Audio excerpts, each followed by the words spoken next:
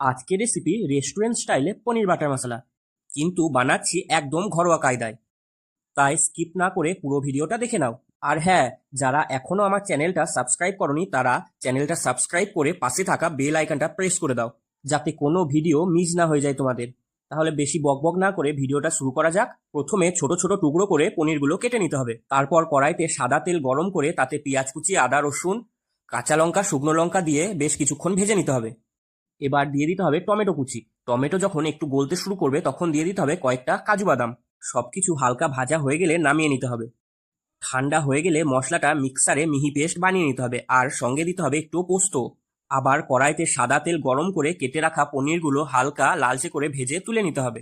এবার ওই তেলে দিয়ে দিতে হবে বাটার ও গোটা গরম মশলা। একটু নাড়াচাড়া করে দিয়ে দিতে হবে মশলার পেস্ট। একটু নাড়াচাড়া করে দিয়ে দিতে হবে টক দই, হলুদ গুঁড়ো, ধনে গুঁড়ো, কাশ্মীরি লঙ্কার গুঁড়ো, পরিমাণ মতো নুন ও চিনি। সবকিছু দিয়ে মশলাটাকে বেশ কিছুক্ষণ ধরে কষিয়ে নিতে হবে, যতক্ষণ না মশলা থেকে তেল ছেড়ে দেয়।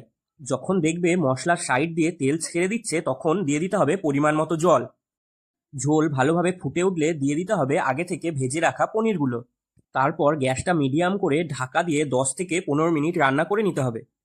যখন দেখবে ঝোলটা গাঢ় হয়ে এসেছে তখন গ্যাসটা বন্ধ করে উপর থেকে এক টুকরো বাটার দিয়ে নামিয়ে নিলেই রেডি রেস্টুরেন্টের মতো পনির বাটার মশলা। তাহলে কেমন লাগলো রেসিপিটা অবশ্যই কমেন্ট করে জানিও, আর ভিডিওটাতে একটা লাইক করে দিও।